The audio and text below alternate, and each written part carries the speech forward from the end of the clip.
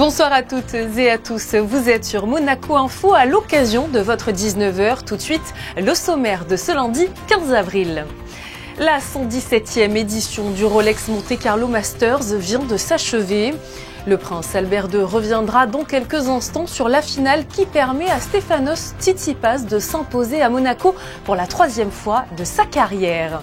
Du 13 avril au 13 octobre 2025, la principauté va participer à l'exposition universelle d'Osaka au Japon. Son thème, concevoir la société du futur, imaginer notre vie de demain. Notre invitée Mireille Martini, présidente du pavillon Monaco, nous en dira plus.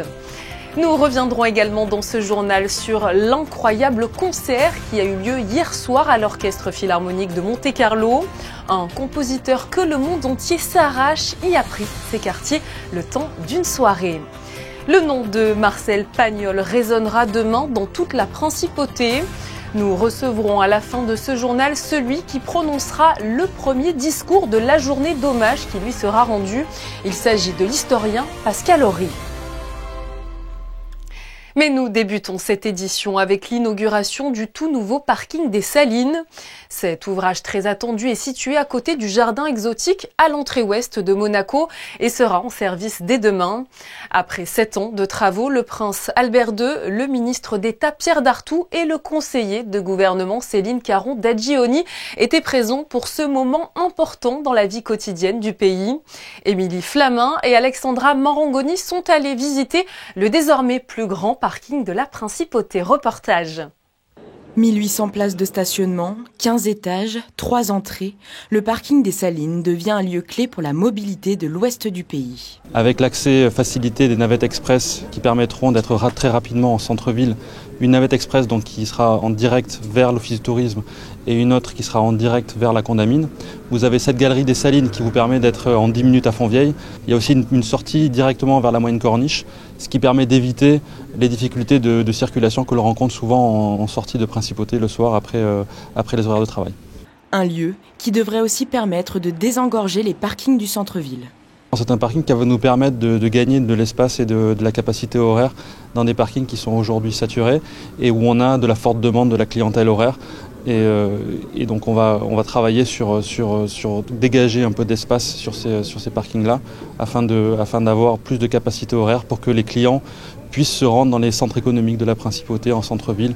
Toujours dans l'objectif de faciliter la mobilité, il a été pensé avec certaines spécificités. Vous avez donc une rampe pour desservir les niveaux de stationnement de façon classique. Donc les utilisateurs descendent progressivement étage par étage pour se garer. Et puis il y a une autre rampe qui permet d'aller directement vers le bas, ce qui constitue un moyen accéléré de transit pour aller vers l'avenue Pasteur. En parallèle de la création du parking, une passerelle verra le jour dans les prochains mois pour permettre aux utilisateurs d'accéder à pied à Fontvieille en une dizaine de minutes. Stefanos Tsitsipas a remporté hier le Rolex Monte Carlo Masters pour la 3e fois en 4 ans. Le résident monégasque s'est imposé 6-1, 6-4 en 1h36 de jeu face à Casper Ruud. Et une chose est sûre, cette 117e édition a tenu toutes ses promesses. Du beau jeu et une énorme affluence en principauté ont rythmé cette folle semaine pour les amoureux de tennis. Le prince Albert II était présent pour la finale et il est justement revenu sur ce match qui opposait deux jeunes talents de 25 ans. Il est au micro de Christophe Paco. C'était un tournoi vraiment exceptionnel avec un très très haut niveau de jeu. Oui, ça aurait pu être une finale un peu plus serrée, un peu plus intéressante, mais je crois que Casper Ruud était un peu fatigué après ses débauches d'énergie, surtout hier contre Novak Djokovic. Alors voilà, mais Stefanos Tsitsipas c'est un superbe joueur avec des très beaux points. Il frappe très très fort et puis c'est un résident monégasque, donc voilà. Pour terminer, Monseigneur, on s'aperçoit que ce sont des jeunes qui étaient là, 25 ans aujourd'hui, Ruud. Djokovic qui est sorti hier, Nadal qui reviendra, on l'espère, l'année prochaine, Federer qui n'est plus là. C'est un tournant dans le tennis. Ah, je crois que c'est un changement de génération, très très clairement. Voilà, on ne sait pas combien de temps Novak aussi pourra jouer, donc c'est triste parce qu'on s'était habitué à ces grands champions, mais c'est formidable de voir ces nouveaux talents émerger. Lui aussi fait partie de ces jeunes talents. Valentin Vachereau est sorti victorieux des qualifications à Budapest grâce à son match 6-3, 6-4 contre Benjamin Bonzi. Il intègre ainsi le tableau principal et affrontera le Hongrois Fucsovics. Je vous le disais en titre, la Principauté va participer à la future exposition universelle au Japon prévue en 2025. Ce matin, une conférence de presse était organisée afin d'y présenter le pavillon Monaco en présence du souverain. L'occasion de découvrir la thématique et le concept choisi. Reportage signé Vanessa Dessy et Lionel Bernardi. Prendre soin de la merveille, telle est la thématique choisie pour le pavillon Monaco à l'occasion de la future exposition universelle au Japon en 2025. Un concept autour duquel sont conçues les différentes structures immergées en pleine nature afin d'y associer un sens profond à la protection de la planète. Le pavillon Monaco c'est complètement construit autour d'un grand jardin. Et le jardin, c'est un lieu de paix où on peut faire cette rencontre avec la merveille et l'émerveillement, avec la nature. On a choisi l'émerveillement aussi parce que c'est quelque chose qui renvoie aussi à la jeunesse, les enfants. Par exemple, dans les pavillons 2, on sera dans un lieu complètement immersif. Le parcours du pavillon Monaco s'achèvera sur la thématique « Prendre soin de nos océans », des toutes premières institutions aux découvertes scientifiques du prince Albert Ier, en passant par les activités de la Fondation Prince Albert II, sans oublier la situation géographique de Monaco. Le lien avec les océans a toujours profondément marqué l'âme de la principauté. On a une installation qui parle complètement des océans où on verra sur les murs toute la faune marine et tous les projets que la Fondation et l'Institut océanographique a mis en place pour protéger les océans. Le pavillon Monaco connaîtra par la suite une autre vie. Les œuvres d'art seront réutilisées et tous les matériaux recyclés. Et pour en savoir plus sur la participation de la Principauté à cette exposition universelle d'Osaka, nous recevons sur notre antenne Mireille Martini, la présidente du pavillon Monaco. Bonsoir. Bonsoir. Nous venons de voir il y a quelques instants à quoi va ressembler le pavillon Monaco à Osaka. Comment s'est déroulé justement tout le processus de création du pavillon ? Ouais, écoutez, c'est en 2022 qu'un appel a été fait avec le concours de l'Ordre des architectes. Des différents projets ont été portés à la connaissance de Pavillon Monaco. 2 projets ont été retenus et le souverain a choisi le projet que nous avons présenté aujourd'hui. Et pouvez-vous nous dire où en sont les travaux et quel sera le calendrier jusqu'à l'ouverture officielle ? Nous avons signé très récemment avec le constructeur qui est la société Raymond. Nous prendrons possession de la parcelle sur laquelle sera érigé le pavillon la semaine prochaine. Et donc, je pense que dans la mi-mai, les travaux de construction vont commencer. Fort de ces valeurs communes et d'une première participation à l'Expo d'Osaka en 1970, la Principauté et le Japon se réunissent à nouveau à l'occasion donc de cette exposition prévue en 2025. Qu'est-ce que cela signifie concrètement pour la Principauté et en quoi c'est important, voire essentiel, que Monaco participe à ce type d'exposition ? Avec le Japon, comme vous le soulignez, nous avons des valeurs communes. Nous avons aussi des ambassadeurs, puisque nous avons un ambassadeur de Monaco au Japon. Et c'est très très important au niveau des relations diplomatiques et au niveau des relations de nos 2 pays. Ensuite, le Japon est une cible très importante pour la direction du tourisme et des congrès. Et c'est important aussi pour nous, dans ce pays, de porter la voix de notre souverain en matière de protection de l'environnement. On en a déjà entendu, c'est vrai, un mot dans le reportage de Vanessa Dessy il y a quelques instants, mais vous me faites la transition parfaite. C'est vrai que le thème de cette exposition est concevoir la société du futur, imaginer notre vie de demain, et ça a particulièrement du sens ici même en Principauté. Tout à fait. Le pavillon de Monaco se veut très poétique. Ça va être une rencontre entre un jardin japonais et un jardin méditerranéen, puisque nous avons voulu justement montrer la connexion avec la nature.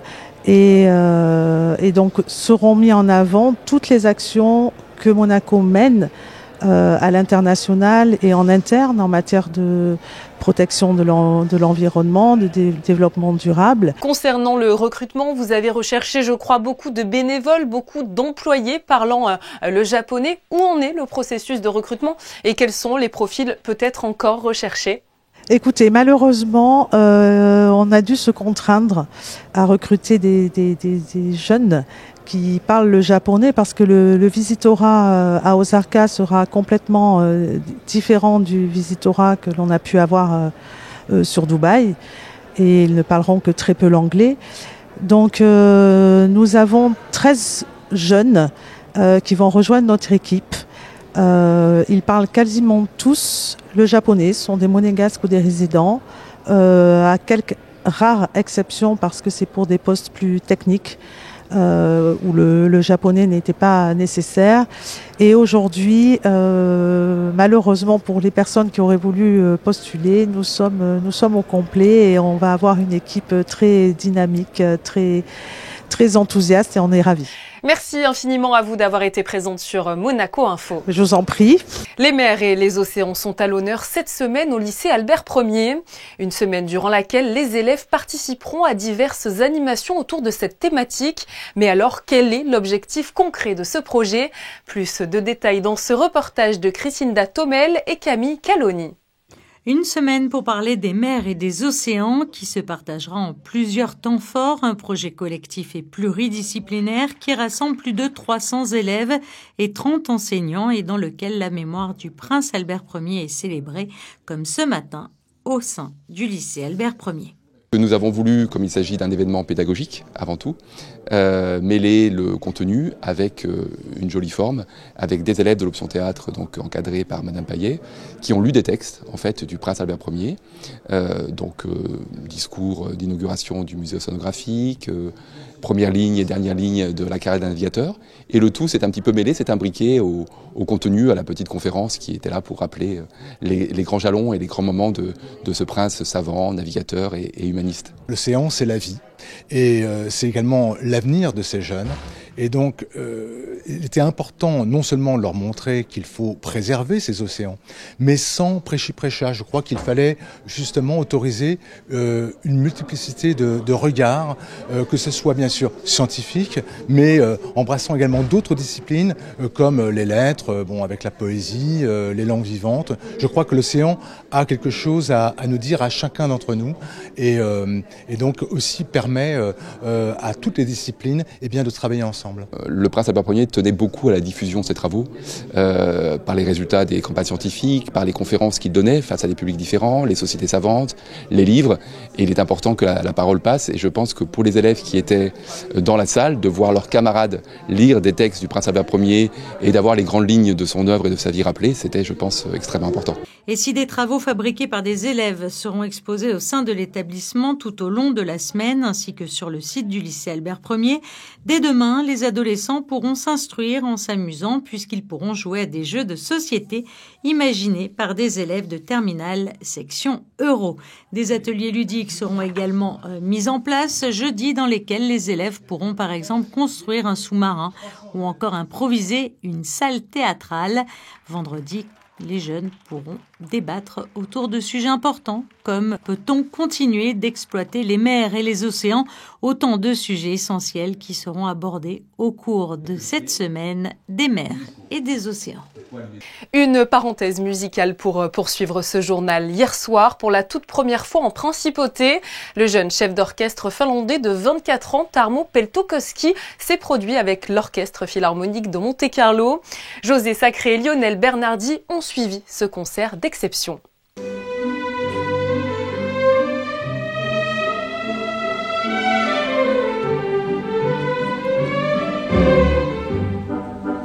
Sur la scène de l'Auditorium Règne étroit, dimanche 14 avril, un jeune chef d'orchestre de 23 ans qu'un grand journal allemand a qualifié de talent d'un siècle. Il faut savoir qu'à l'âge de 20 ans, il a dirigé la tétralogie de Wagner. Il s'appelle Tarmo Peltokoski. Il est finlandais, formé par la célèbre académie Sibelius d'Helsinki.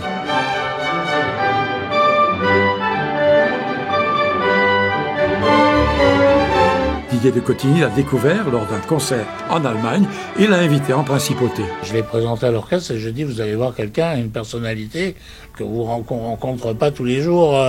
Il a un côté un peu froid, un peu distant, parce que, étant donné qu'il est très jeune, il faut aussi qu'il se protège, parce que s'il commence à faire copain-copain avec tout le monde, à l'âge qu'il a, tout le monde va lui taper sur l'épaule et puis il intimide. Et quand même, et arriver à intimider un orchestre de vieux de la vieille, un peu comme certains que nous avons ici, c'est quand même pas facile pour un gamin de 23 ans, vous voyez ce que je veux dire.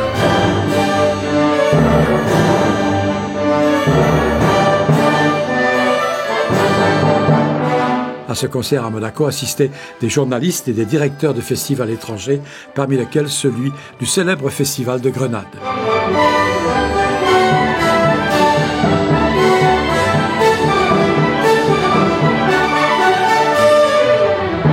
L'année 2024 marque le cinquantenaire de la disparition de Marcel Pagnol, qui fut un résident de la principauté. Pour lui rendre hommage, le prince souverain a souhaité qu'une journée soit consacrée à cet éminent homme de lettres. Elle aura lieu demain, soit 2 jours avant la date du décès de l'écrivain. Pour en savoir plus, nous retrouvons Pascal Horry, historien, membre de l'Académie française et du comité scientifique du futur musée Pagnol d'Allo. Bonsoir.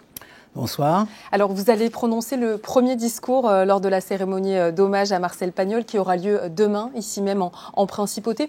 Quel message concrètement vous voulez faire passer ? Il y a un message local, mais ce n'est pas n'importe quelle localisation, consistant à rappeler ou parfois à apprendre à beaucoup de gens qu'il y a un lien long, profond, même sentimental, mais pas seulement artistique, entre Marcel Pagnol et Monaco. Et puis, au-delà, c'est le début, puisque je représente l'Académie française, d'une série de manifestations commémoratives qui vont durer plus d'1 an. Et c'est à Monaco que cette longue série va commencer, dans laquelle figurent aussi bien des colloques que des projections, des manifestations de toutes sortes, des représentations théâtrales, toute l'année en quelque sorte. Vous êtes historien, Monsieur Horry. J'aimerais que l'on revienne sur cette relation particulière entre Marcel Pagnol et la principauté. C'est vrai que c'était un ami du prince Pierre et un confident également du prince Régnier III. Comment on peut expliquer cette très forte relation ? Il y a presque une part de mystère. On peut, si on est historien un peu froid, dire il y a eu la création d'une des premières pièces de Pagnol, Jazz, au Théâtre des Variétés. Donc clairement, le lien était en train de s'établir, mais ça ne suffit pas à expliquer la chaleur des relations avec le prince Pierre, avec le prince Régnier. Donc il y a eu autre chose. Il y a eu la vie privée de Marcel Pagnol, qui l'a amené à choisir de résider à un certain moment à Monaco. Et puis la relation avec les deux princes, qui va bien au-delà de la relation entre quand même un artiste reconnu, très populaire encore aujourd'hui, mais alors dans les années 30 et après la Seconde Guerre mondiale, après d'ailleurs son élection à l'Académie française, qui était au pinacle, et les deux princes successivement, avec un statut différent, ont été des correspondants. Ils ont échangé des courriers, ils ont été des conseillers, et d'ailleurs Marcel Pagnol a joué un rôle de conseiller culturel, d'une certaine façon, de la principauté après la guerre. Est-ce qu'on peut dire également, vous l'avez dit, c'est vrai, Marcel Pagnol déploya en principauté tous les aspects un petit peu de son talent et de ses œuvres. Monaco, la principauté, était une source d'inspiration pour lui aussi quelque part ? En tous les cas, c'était une source pour sa vie elle-même. On peut dire que des moments très forts sur le plan sentimental ont eu un lien ou ont eu lieu à Monaco. Par ailleurs, c'était un homme qui avait une dimension effectivement locale et régionale, et Dieu sait si ça a pu jouer dans d'autres régions que le Midi dans sa popularité, mais en fait c'était surtout un homme qui savait trouver le ton qui pouvait convenir aussi bien à, disons, une forme d'aristocratie sociale ou culturelle que aux gens de la rue. Et ça, je pense que les Monégasques l'ont compris, comme par ailleurs les Marseillais, les Provençaux. Une relation entre Marcel Pagnol et la principauté qui perdure, puisque c'est le prince souverain qui a souhaité qu'une journée d'hommage soit consacrée à cet éminent homme de lettres, donc demain, le mardi 16 avril. Un moyen finalement peut-être de faire perdurer ses œuvres auprès de la nouvelle génération ? Or, je pense qu'elles peuvent perdurer sans cela, mais vous savez, il n'y a pas d'amour, il n'y a que des preuves d'amour. Donc multiplions les preuves. Nous avons plus d'1 an, je le répète, pour multiplier ces preuves. Vous allez donc participer à cette cérémonie d'hommage qui se tiendra demain. Est-ce que vous pouvez nous parler, nous rappeler les grands événements qui se tiendront en principauté ? Après cette réinauguration d'un lieu de mémoire, au Trocadéro, il va y avoir une série de manifestations là qui seront plutôt liées soit à des projections, soit à des débats, en particulier toute une table ronde sur la dimension monégasque de Marcel Pagnol. Insistons là-dessus. Pagnol, le monégasque. Tout à fait. Merci à vous, Pascal Horry. Merci à vous. Dans le cadre de la 61e journée mondiale de prière pour les vocations, le service des vocations du diocèse organisera une soirée exceptionnelle de prière ce vendredi 19 avril de 20h à 22h en l'église Sainte-Dévote. Au cours de l'événement, chacun sera invité à prendre une bougie et à la déposer au pied de l'autel et à prier à genoux devant le Saint-Sacrement. Des intentions de prière pourront également être écrites sur une feuille et déposées dans une boîte à la sortie de l'église. Après un week-end estival, mais un lundi un peu plus gris, quelle météo vous attend pour ce mardi 16 avril? La réponse avec Vanessa Dessy. Bonsoir.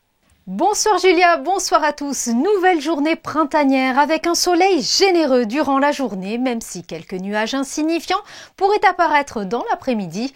Les températures resteront assez douces avec une brise marine. Elles évolueront de 14 à 20 degrés et nous fêterons la Saint-Benoît-Joseph. Je vous en parlais en ce début de journal, le parking des Salines ouvrira ses portes dès demain. Notre photographe Manuel Vitali vous propose de suivre son inauguration avec le prince Albert II ainsi que les autorités monégasques. Je vous rappelle que cet immense ouvrage permettra de stationner 1820 véhicules à l'entrée du pays. C'est la fin de cette édition. Merci à vous de l'avoir suivi. Je vous donne rendez-vous demain pour tout savoir évidemment de l'actualité de la principauté. En attendant, très bonne soirée sur notre antenne.